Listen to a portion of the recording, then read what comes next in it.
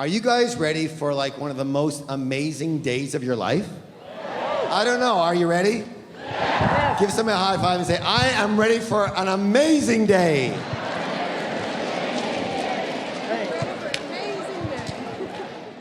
One of the things that happened when I offered this program to you is I said that I'm going to bring you some of the people who were my mentors, who changed my life. Yes, do you remember that?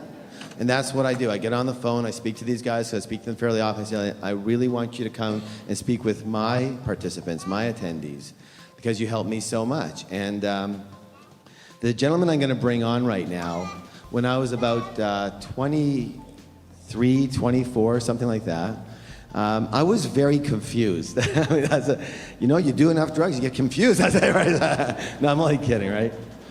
And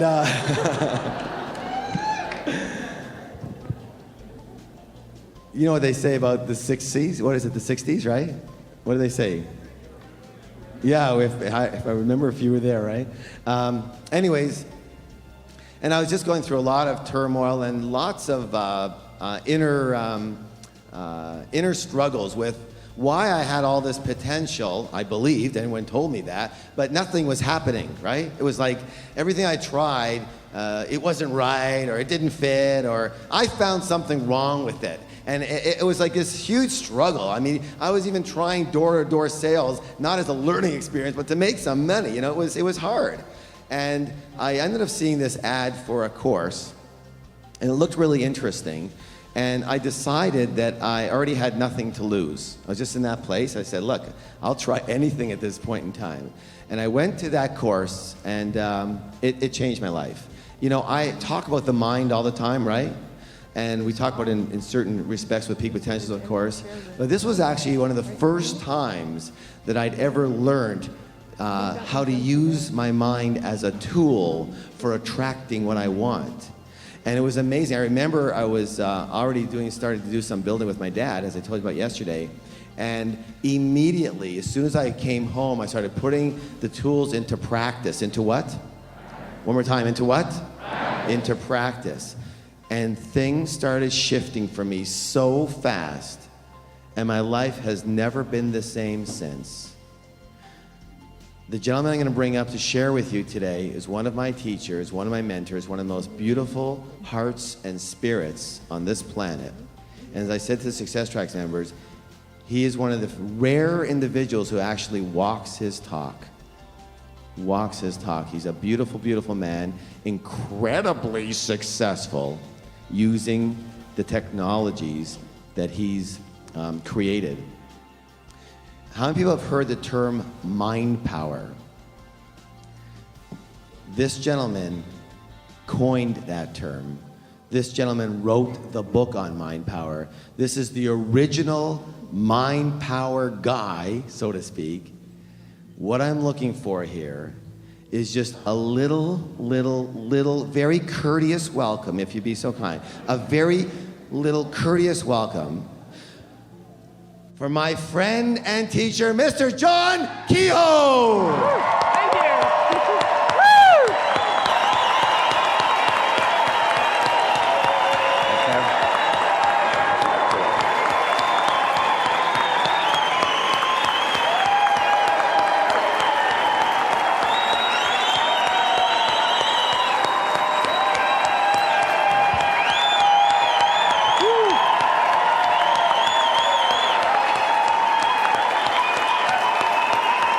Thank you.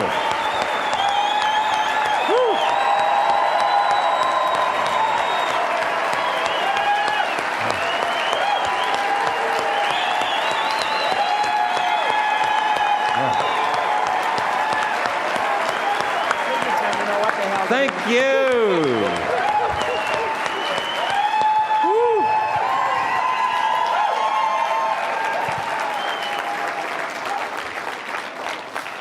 Well, hey, it's great to be here this morning. I got to have a little session, I guess, with the Success Track people on Thursday.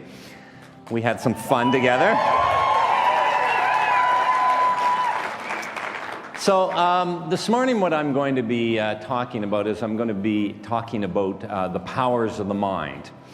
And this is a subject that I'm absolutely passionate about. 25 years ago, I discovered some very interesting intricacies about the human mind and the human psyche, and how the powers of the mind can begin to influence and affect the things that happen to us in our life. And this was a revolutionary concept for me. It made me understand our purpose, our destiny, our personal power. And in order to work with the powers of the mind, you have to understand, first of all, that everything in physical reality is made up of vibrations of energy. This stage here is made up of vibrations of energy. The seats that you're sitting on is made up of vibrations of energy. The clothes that you're wearing are made up of vibrations of energy. The walls are made up of vibrations of energy. That everything in the physical universe is made up of vibrations of energy, everything. And our thoughts also are vibrations of energy. Our thoughts are the most dynamic, most fluid, most powerful substance in the entire universe. And when you begin to think a thought over and over and over again, imprinting it on the conscious level, what happens is this begins to make an imprint into the subconscious. And once it begins to imprint into the subconscious, it's like a tuning fork, a vibration of energy, attracting to you the people, the circumstances, the events, the synchronicity that matches the images that you have within. You have very real power to create and manifest once you understand the dynamics of consciousness and physical reality, and you begin to train and practice with the natural powers that each and every one of us have been born with. You see, everything is in our life is made up. We're living simultaneously in two different worlds. This is the place that we're going to start at this morning. We live simultaneously in two different worlds, not one. We live in the inner world, the world of our thoughts, beliefs, and reactions. And we live in the outer world, the world of circumstances and situations. And right now, this very moment, you're here in the inner world, you're here in this room.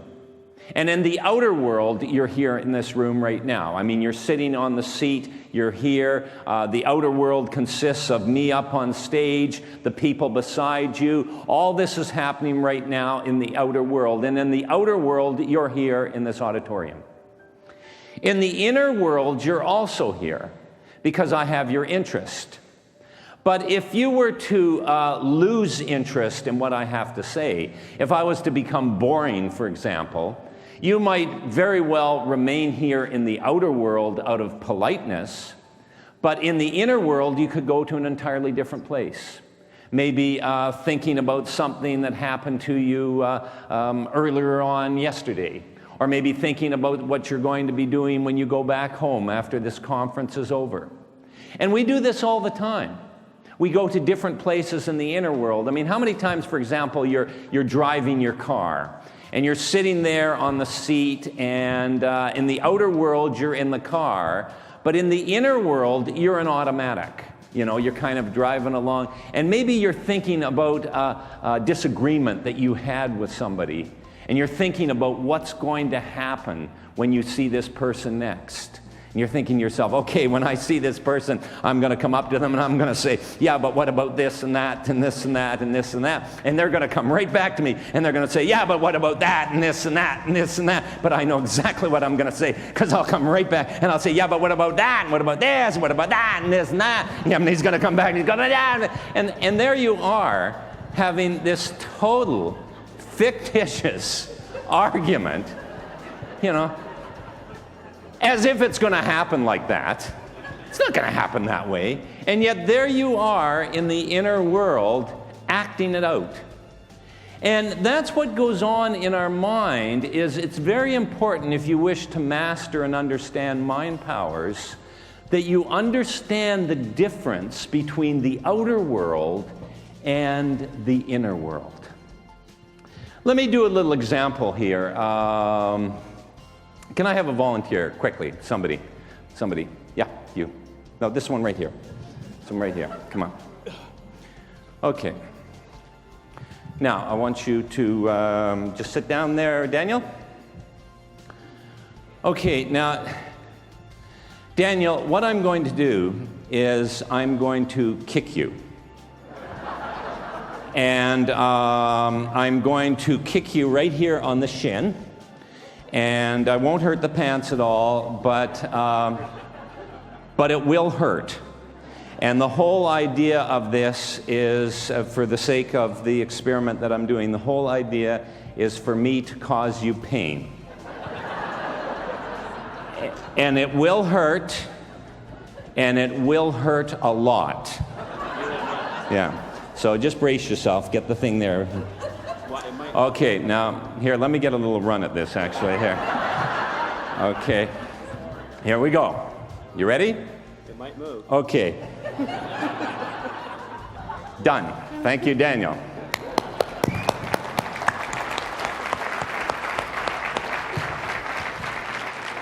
Now, let me just reenact what happened there, because this is a very good example of inner and outer world. What happened in the outer world, I announced that I was going to kick Daniel. That happened in the outer world. In the inner world, different things were going on. For example, in your inner world, half of you are going, kick 'em, great. And the other half of you are going, this is interesting, I wonder where this is going. In Daniel's inner world, an entirely different thing is going on. I mean, there's a lot of confusion, a lot of apprehension, a lot of fear. Part of them is saying it must be okay, and the other part of them is going, this is really weird. Last time I take a front row seat, and I'm never volunteering for anything again. And as I'm emphasizing, I'm going to be causing you pain, and it will hurt a lot, I'm watching Daniel's eyes kind of glass over, you know what I mean? Like, oh God, what am I into? So in his inner world, there's a lot of confusion, worry, apprehension, all that is going on inside of his inner world. Now, in my inner world, an entirely different thing is going on. I'm having a tremendous time. I'm enjoying it. I know the whole thing is not going to happen. I know I'm not going to kick Daniel right now. I know that comes later on in the morning, May as well keep him on edge. So I'm having a great time. I'm enjoying myself. And this is what happens in our life, is that things happen to us in the outer world, and we react to them in the inner world. Your boss comes up to you and says, I really like the work you're doing. We're really pleased. We would like to give you a promotion and a raise. Something good happens to you in the outer world. You react in the inner world. You feel great. The exact opposite happens. Your boss comes up to you and says, we're really unhappy with the work you're doing. We're going to have to let you go. You get fired. So that happens in the outer world. In the inner world, you react. You start to doubt yourself. You start to worry. You start to fear. Your self-esteem goes down. All that happens in the inner world. You have a fight with your husband or wife or your girlfriend or boyfriend. That happens in the outer world. And what happens? You react to it. Okay, that's it. The thing's over. I don't even know what we're doing together. It's a disaster together. And then you make up. Oh my God, what a great relationship. Oh, don't we have something special, baby, Yeah, you know, and somebody compliments you and says, oh, you're looking really good. I like the way you've done your hair. You know, you get a compliment. I like the outfit you're wearing. You get up. Someone else later on in the day comes and says, God, you look like hell today. Are you sick? Are you sure you're not sick? You look terrible. And you react in the inner world to that stimulus. And that's what's going on in our life, is that we're living in reaction. We're living in reaction because nobody has ever taught us, nobody has ever explained to us before that we live simultaneously in two worlds. This is crucial that you get this. Two different worlds. Never think of it as one world that you're living in. You're living in the outer world, the world of physical phenomena, the world of circumstances and situations, and the inner world, the world of your thoughts and consciousness and beliefs and reactions. And what happens is we get transpired, just completely overwhelmed with the outer world.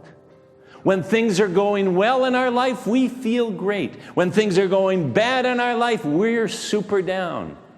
If you're a $25,000 a year salesperson, if that's what you make, then that's your reality in the outer world. Then what happens is you take it and you run it around in the inner world over and over.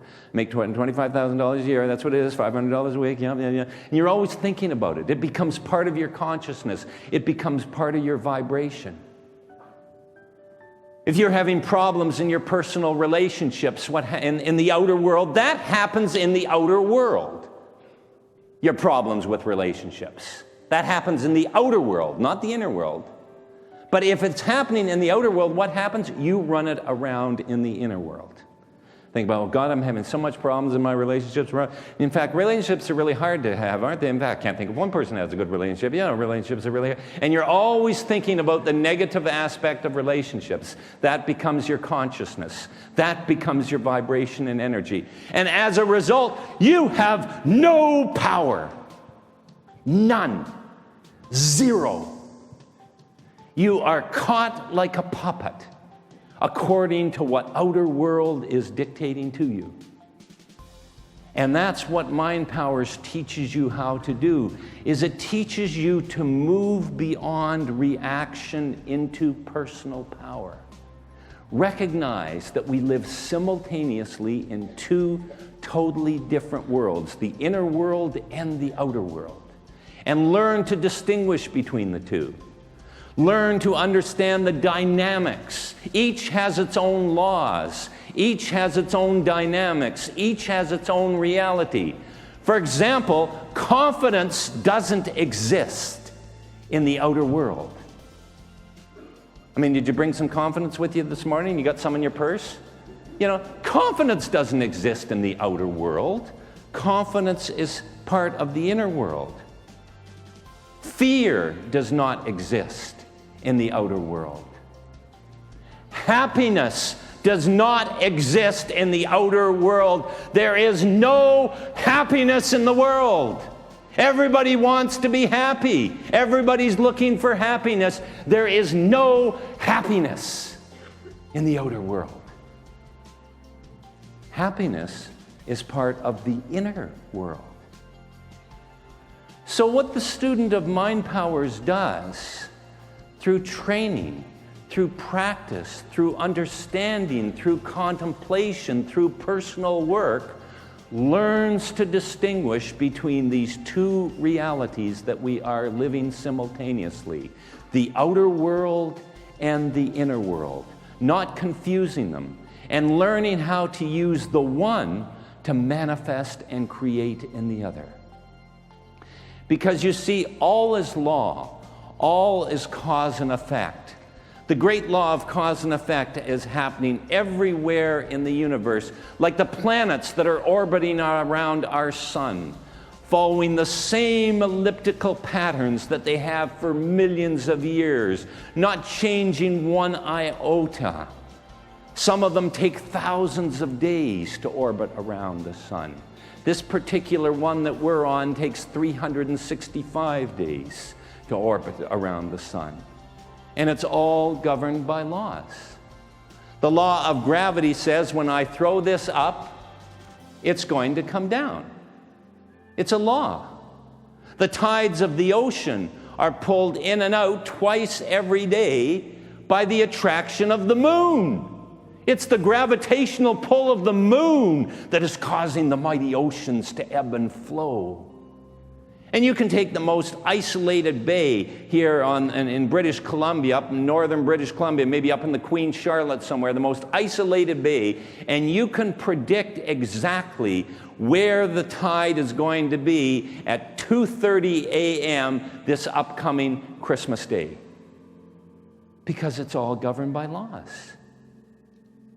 Everything in the universe of ours is governed by laws. The speed of sound is 750 miles an hour. And sound always travels at 750 miles an hour. Not when it feels like it. Not when it's a good mood and up for it.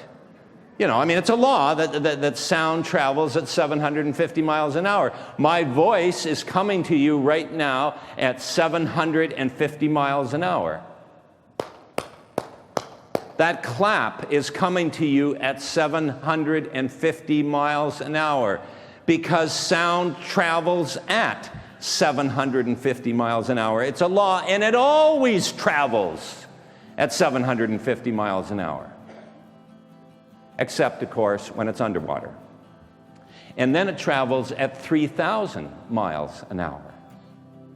Now, what does that mean? Does that mean that it's not governed by laws? No, what it means is that the molecular structure of air and the molecular structure of water is different. And it just so happens that sound travels through water much quicker than it does through air. But it's all governed by laws.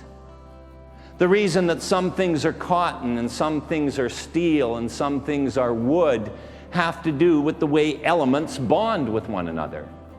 For example, when you get different elements bonding in different ways, it shows up as different substances. When you get two hydrogens and an oxygen, H2O, bonding together, that shows up as water. And this is how our physical universe manifests itself, by the bonding of elements.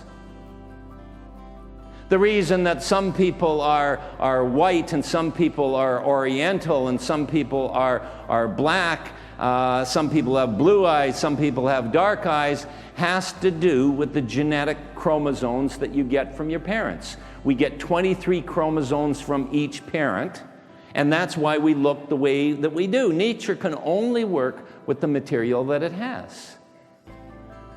Everything in our universe is governed by laws. Everything from the infinitely large, from our galaxies that are going to burn out and our great sun's going to burn out in another couple 100 million years, to subatomic particles that collide within one another and form other particles. Everything from the infinitely large to the infinitely small is governed by laws. Everything in this universe of ours is governed by laws. Everything. Except, of course, the things that happen to us. That's all luck. Good luck and bad luck. Some people are lucky. Fate. Does it really make sense that everything in this universe of ours is governed by laws, and we're the one exception? I mean, correct me if I'm wrong, but are not we in the universe too? I mean, we're not living back in the Newtonian age where man was like separate and independent of the universe, like there's the universe and man's separate upon it, acting upon it from afar. Hey, we've come a long way from that. We're in the universe too. We are part of the universe.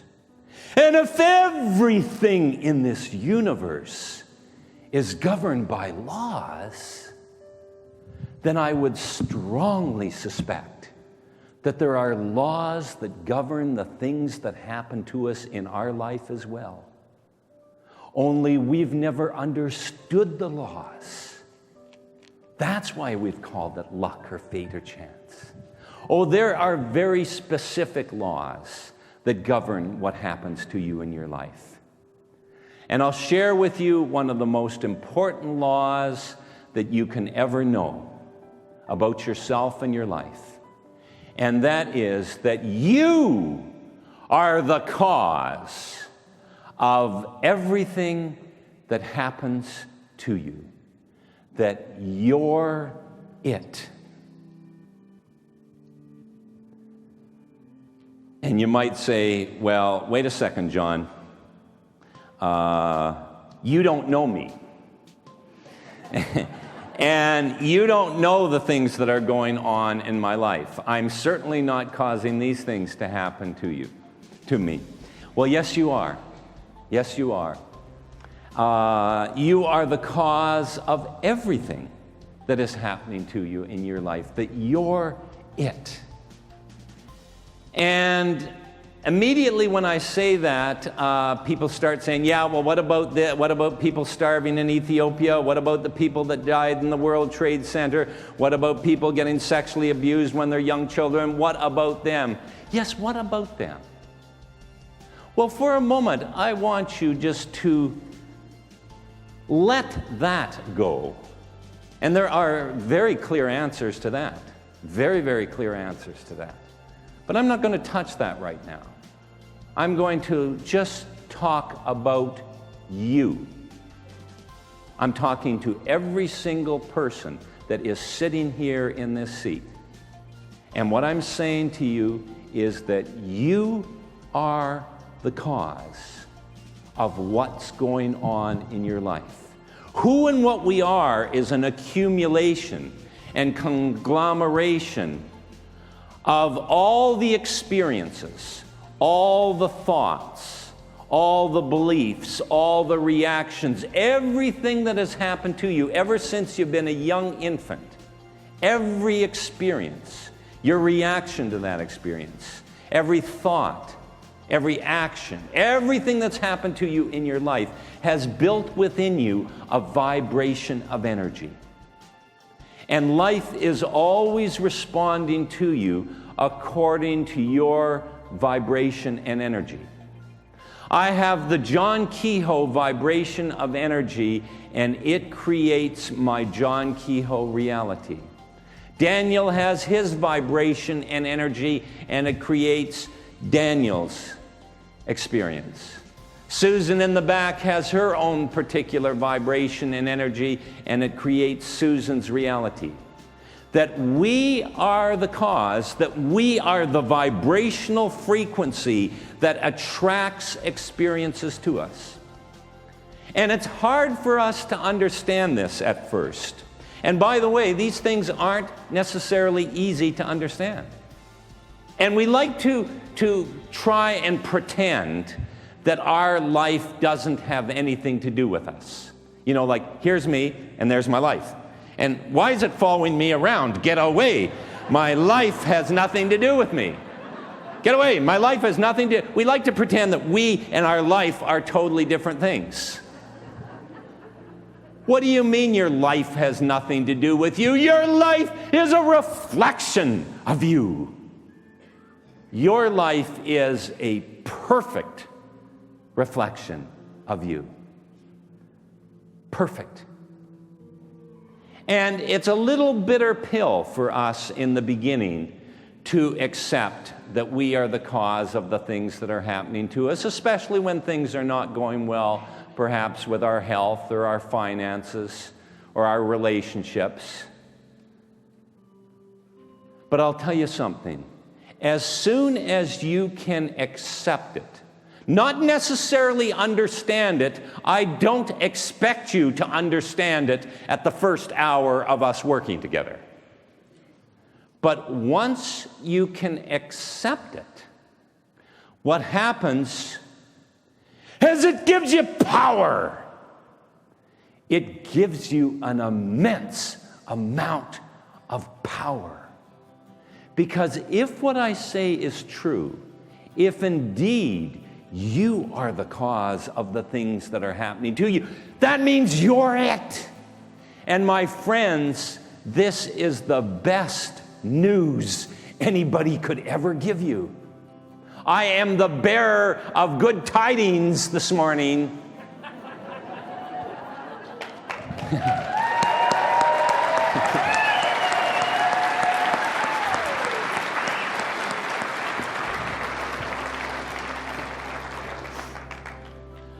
What I want you to be is I want you to take into this study of mind powers, and I hope from this morning's talk that you're going to pursue it further and really get to know and understand how mind powers work. What I want you to do is I want you to take into your mind power exploration the attitude of the scientist, of the experimenter, of the philosopher, of the adventurer. And be prepared to let go of new and old concepts and beliefs that are no longer serving you. And one of the most impotent beliefs that we can have is that life has nothing to do with us, that it happens abstractly. There's nothing abstract about it at all. You know, for the longest time, science believed that, first of all, science is forever letting go of its most cherished beliefs and concepts as new information comes to it. Science has no problem throwing out old models as new information comes to them. They're doing it all the time. They're constantly reinventing and rediscovering what reality is made up of.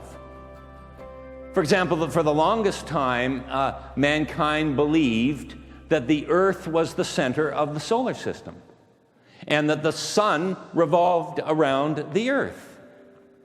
And it's very easy to see how they believe that. You know, because when you wake up in the morning, the sun's over here. At lunchtime, it's over here. In the evening, it's over there. It certainly appears to us that the sun is moving. Just like it appears to us that it's luck and fate and chance, the things that happen to us. I agree. That's the way it appears to our senses. And yet in the 16th century, along came a man called Copernicus. And through his mathematics and through his telescope, he proved absolutely that it wasn't the Earth that was revolving, or rather, it wasn't the sun that was revolving around the Earth, but it was the Earth that was revolving around the sun. And now I believe that. Everybody here believes that. I mean, I have no doubt. I have no doubt that the sun is moving around the sun. But I don't know about you. I have never once seen this planet move. I haven't. Never once. And yet every time I look up into the sky, I see the sun in a different place. Providing it's there. It is Vancouver. You know, so what happens is that what I believe that the Earth is revolving around the sun, even though it defies my senses. I believe something that defies my senses. And yet I believe it. I really do believe it's the Earth going around the sun. Makes no sense, but I believe it. So believing something that defies your senses has a precedent. And I'm asking you to believe something else that defies your senses. I'm asking you to believe and accept that you are the cause of the things that are happening to you. That you are a vibrational frequency in the web of reality that is causing everything to happen to you. You're it. And I'll tell you, this is fabulous.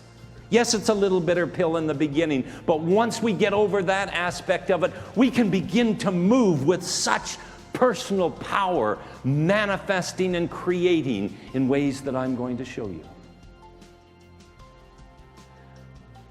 You know, Einstein's most famous equation of E equals mc squared.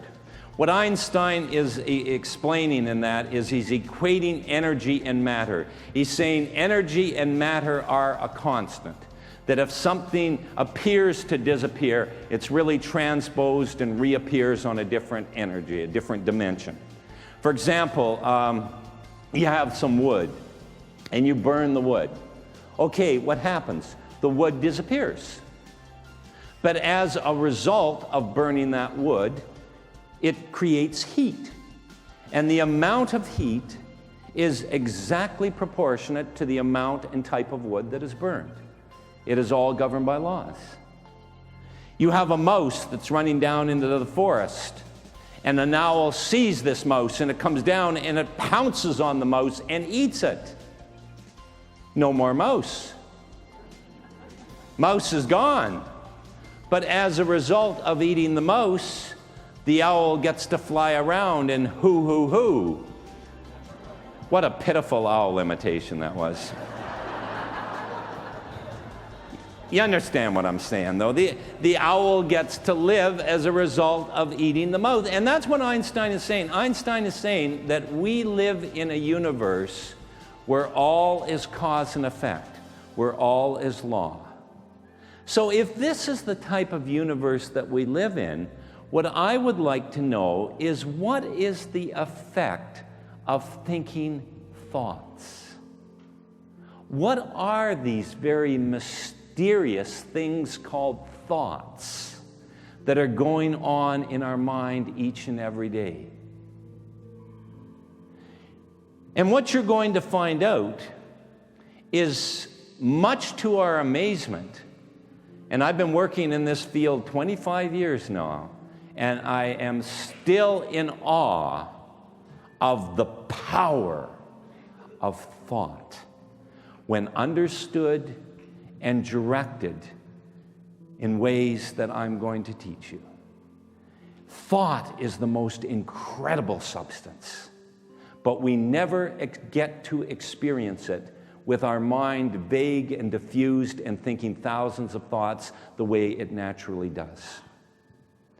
So what you need to do is you must become aware of how your consciousness works. And there's three interesting features that I want you to know about the conscious mind right now. First of all, let me say that the beginning of all wisdom is when you realize how much you don't know. That's the beginning of wisdom. When you can say to yourself, quite honestly, that there is so much I don't know, and really mean it, that is the beginning of wisdom. And what you're going to find out in your pursuit and study of the powers of the mind is that there is a whole lot about our own mind that we do not know. A whole lot. Three interesting features I want you to become aware of this morning. The first interesting feature of the conscious mind is that it is in constant motion. You are always thinking thoughts. Always. You're either taking in the information that is happening. For example, right now, you're absorbing information, going over the information, processing the information that I'm talking about, or you're thinking about something in the past, or thinking about something in the future, or imagining some scenario, but your mind is always active. And that's the first thing to become aware of. It's in constant motion. You are always active with your consciousness. The second interesting feature of the conscious mind is that it's what I like to call the great trickster. Your mind is the great trickster. Now, what do I mean by the great trickster? What I mean is that it tricks you, it fools you, it limits you, It deceives you in innumerable ways. Our mind is, in every sense of the word, and I love that term, the great trickster. For example, you've got a man sitting at home. He's watching TV. Suddenly he gets these bad abdominal pains, rushed off to the hospital, lying there in the hospital thinking to himself, I wonder what's wrong with me. And then as soon as the thought comes to him that perhaps this is going to be serious, he begins imagining in his mind him losing his job. And he can see his boss come up to him saying, I'm sorry, Frank or Bill or whatever his name is, we can't hold your job for you any longer. He imagines himself losing his job, the bills coming in, bank account dwindling, his wife having to go out and look for work, the neighbors looking after the children, and he acts out this whole scenario, suffering with it, agonizing with it, living it as if it's really happening to him now. And what happens? Next day he's released. Good as new. Nothing wrong. Maybe some indigestion. Ate too much fast food or something maybe. And he just carries on with his life, quite happy that nothing was wrong. And yet what was going on inside his mind to make him think like that? And think about it in your own life. Think about how many times you've suffered and worried needlessly over something that never happened to you, and yet you work yourself up about it. And our mind's like that. It's the great trickster. And our mind knows us oh so well. Our mind knows things about us that we have not told anybody. Our mind knows our deepest inadequacies. Our mind knows our fears. Our mind knows every intricate little detail about us. And it likes to play with us the way a cat plays with a mouse. And your mind will take the greatest fear that you have, and it will project it up to you, and it will say, guess what's going to happen to you? And it makes us deal with it. So often our mind will tell us things are going to happen to us, and they don't happen to us. And yet our mind tells us that these things are going to happen to us, and they don't happen to us. So often, our own mind lies to us, tells us outright, flagrant lies that we can't even believe what our own mind tells us.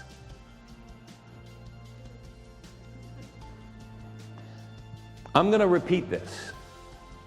I'm going to repeat it because if you get this, if you truly get this, this is the first step to personal power. And that is that you can't always believe what your own mind tells you, because your mind is the great trickster. It will trick you, it will fool you, it will deceive you in innumerable ways. And from this point on, we begin to doubt our doubts. From this point on, we no longer have to listen to every single thing that it says, because we can say to our own mind right now, is that you, great trickster? Aha, who told you about that? Well, it just so happens that that's the dynamics of who and what we are and our consciousness. And how has it happened? It's happened very simply. It's happened because our consciousness is not working the way it was designed. our consciousness through neglect is running faulty. The third interesting feature of the conscious mind is that there is a lot of useless thought going on inside it. Useless thought. What do I mean by useless thought? Fear is useful thought. Now, let me qualify that. There's a role and place for fear in our life. For example, if you go to the zoo, it is a very good, healthy fear that you don't jump into the lion den. If you didn't have that fear, you might end up being a little living example of E equals MC squared. So I mean, fear has its role and place in our life, but that's not what I'm talking about.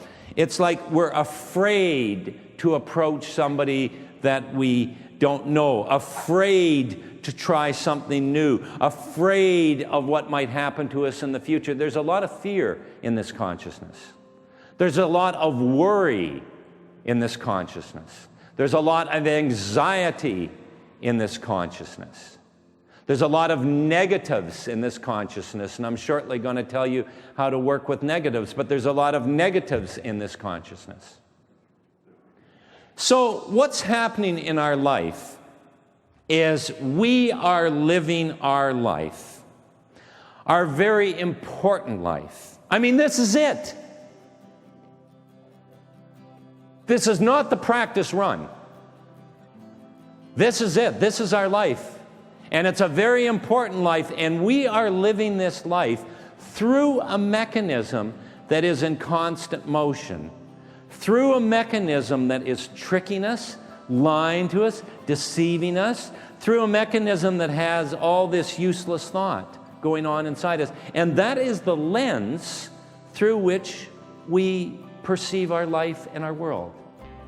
And so what happens? We wake up in the morning, instantly our mind goes on, we begin thinking thoughts, and all these thoughts are happening to us, and what am I going to do with my life, and what's happening? Then we're at work, and we have a personal problem at work, and then, maybe I should just up and quit this job. I don't even know what I'm doing with this job, but hey, maybe that's a great trickster, I don't know. Actually, that's the problem, and then we got all kinds of things, and going out, I'm thinking about vacation, then I'm thinking about this, and then you can go home and have a little fight with the wife, and I don't know if there's a relationship going on, but hey, we make up, and then everything's fine, and all the, I don't know what I'm doing, I've got so many projects at work, and then you get up in the next morning, the mind's going all the time, all these things happening, and some of them going, actually, I'm feeling quite good this morning. And then something happens in the afternoon, I'm really down in the afternoon.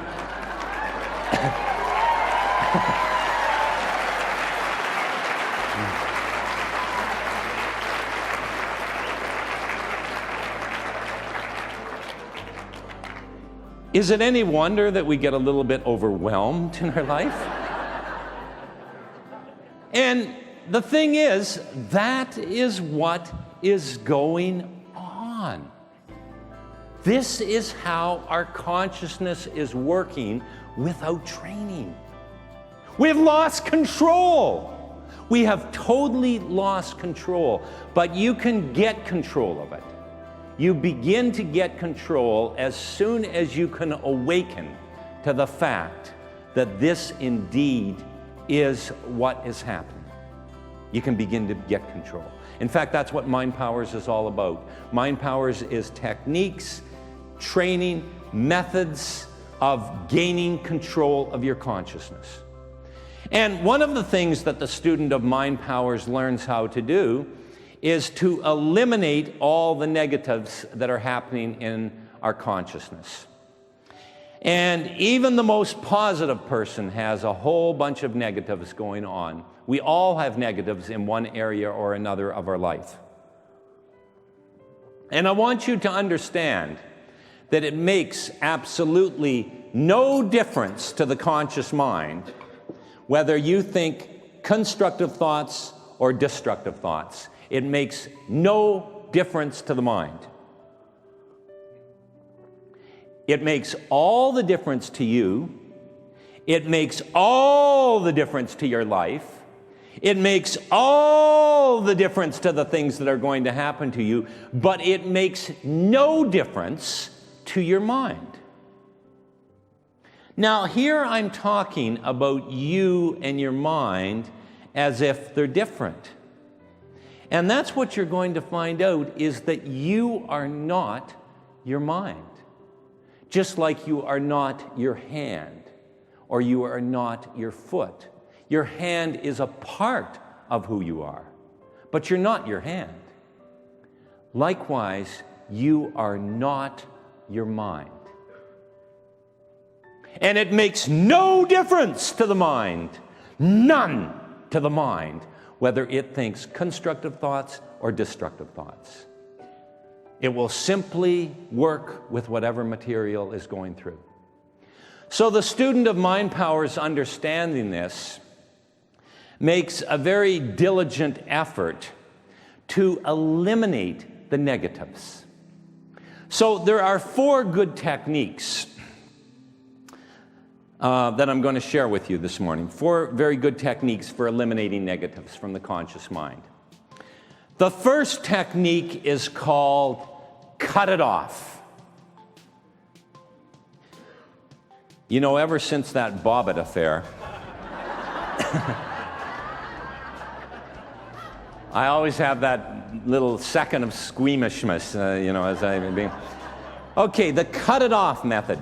What you do is the instant that you recognize that you're thinking negative thoughts, the instant, what you do is you just cut it off and insert a totally different thought into your mind.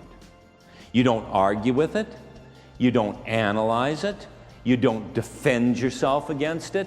What you do is as soon as you recognize it's a negative thought, and you do it right mid-negative, maybe the thought's coming, you're worthless, and the whole life is... Just cut it off. Don't even let it finish. Cut it off and insert a totally different thought into your mind. That's the first technique, the cut it off technique.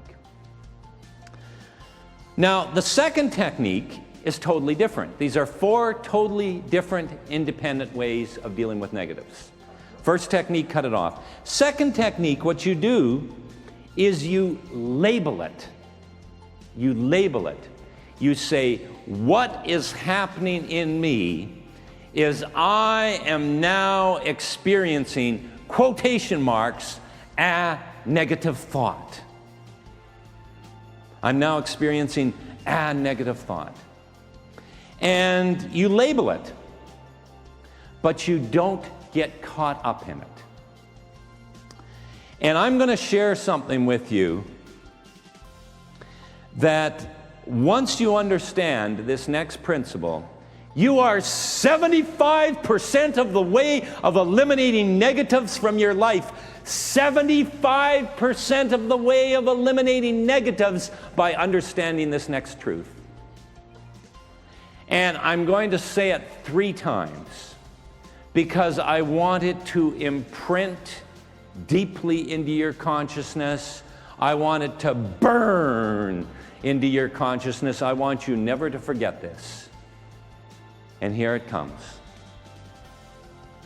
Negatives only have power over you if you react to them.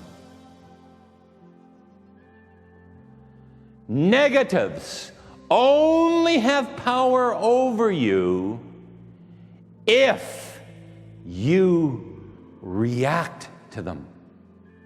Negatives only have power over you when you react to them. If you cease to react to the negative, it has no power over you. You see, negatives are like psychic leeches. Negatives get their power from you. That's where they get their power from you. Like when the negative comes to you and you go, oh my God, what's going to happen? Oh, if that ever happened, oh, I can just see it happening. It's got you. It draws its power from you. If you cease to react to it, it has no power. So when the negative comes to you, what you do is you immediately label it. You say, okay, what's happening inside me is I am now experiencing, quotation marks, a negative thought. And you keep reminding yourself, it's only a negative thought, it's only a negative thought, it's only a negative. And maybe it's this great big monster negative, and you have to kind of dance around it like, whoa, look at that. Whoa, it's only a negative thought. Whoa, it's only a negative thought. Whoa, it's only a negative thought. It's only a negative thought. It's only a negative thought. You know, you might have to dance around it in your mind a little bit, but you keep reminding yourself that it's only a negative thought. It has no more power other than what you give it. The third technique is exaggeration. And in the exaggeration technique, what you do is that whatever the negative is, you exaggerate it into ridiculousness. And the key is ridiculousness. Like, let's say that you're a salesperson, and you're out in your sales calls, and suddenly the thought comes to you, what's the use? I'm not going to make another sale today. I'm not going to make any more sales. I know that. And then you catch yourself and say, wait a sec, that was a negative thought. And isn't it wonderful? Isn't it wonderful to know that our mind is the great trickster? Isn't it wonderful to know that it will trick us sometimes so we can catch it? And that's what's going to happen to you now. You'll catch your mind simply throwing nonsense up at you. You'll say, okay, it's a negative thought. That's fine. I know how to deal with it. I think I'll use the exaggeration technique on it. And in the exaggeration, whatever it says to you, you exaggerate it into ridiculousness. You say, that's right, I'm not going to make another sale today. In fact, I wouldn't be surprised that when I go to this next company, I'm probably going to open up the doors, and immediately there's going to be this mechanical boxing glove, and it's going to come out, and it's going to smash me in my face, and I'm going to fall on the ground, and I'm going to be hurt. And then they're going to release pit bull terriers and German shepherds and Doberman pinschers, and I'm going to be bit, and I'm going to be hurt, and then probably they're going to have pails of water, and they're going to throw these pails of water at me, and I'm going to be wet, and I'm going to be bit, and I'm going to be hurt, and then probably everyone's going to leap up on their desk and reveal this great big banner that says, "You fool, why did you come here?"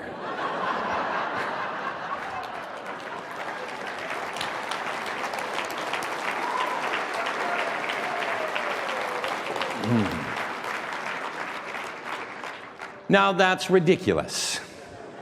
But when you do that, what happens is it takes the power away from it. Because once again, let me remind you that negatives only have power over you if you react to them. So any method that you can keep to reacting from it will keep it from having power. Let me give you another example of the exaggeration. Let's say that you're at home and you're throwing a dinner party for 6 or 8 people, and you're right in the midst of trying a new recipe. And you're halfway through the recipe, and suddenly the great trickster gets working on you. What's this? Trying something new with all these people coming over? Are you crazy? Look at the thing's not working out at all. It's going to be a disaster tonight. And then you catch yourself, because that's part of mind powers, is being aware that the great trickster exists inside us. And we say, okay, it's just the great trickster. It's just negative thought. I think I'll use the exaggeration technique on it. So you say, that's right, it's not going to turn out. In fact, I wouldn't be surprised if this whole concoction boils out over the saucepan. It's going to go all over the stove. It's going to go all over the kitchen floor. I wouldn't even be surprised if it goes out it leaves the kitchen. It's going to go out into the living room, all out over the rug. In fact, I think it's probably even going to leave the house. It's going to be out on the street. There could even be a bad car accident. I might even be in the paper tomorrow. Cooking accident causes death. Now, so what happens is your mind goes, oh, don't be so ridiculous. and you go, oh, what, not going to be in the paper? No, it's not going to be in the paper. It's not going to go out. It's not going to go out in the street. Of course it's not going to go out in the street. Well, is it going to go over the living room floor? Of course it's not going to go over the living. Well, was it going to go over the kitchen floor? Of course it's not going to go over the kitchen floor. Well, is it going to go over the saucepan? I don't know. Aha!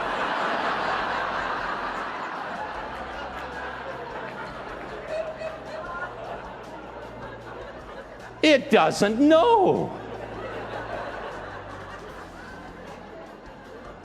Your mind doesn't know that the recipe is going to turn out. Your mind doesn't know that you're not going to make a sale. Doesn't know. I mean, wouldn't it be wonderful if when negatives came to us, they came with like little warning signals, you know, little bells and whistles, you know, a little buzzer maybe that goes, da, da, da, da, da. Here's a negative thought. You don't have to believe it if you don't want to, but here it is.